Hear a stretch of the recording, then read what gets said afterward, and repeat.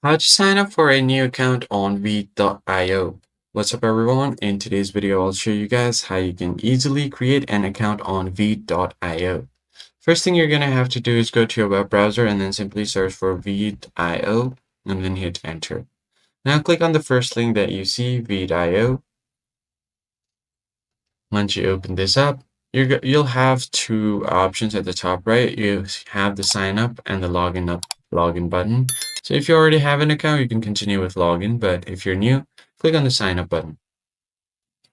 Now, all you're going to have to do here is continue with Google, your Apple ID, or your Microsoft account, or you can use your email as well. So I'll just quickly go ahead and enter my email address, then hit enter.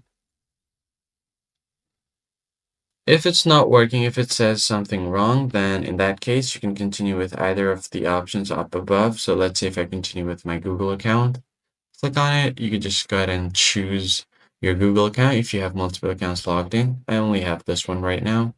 So I'm just going to select this account.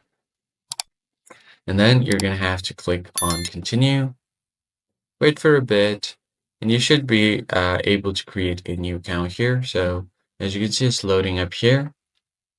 So it's directly going to take me to my dashboard right here.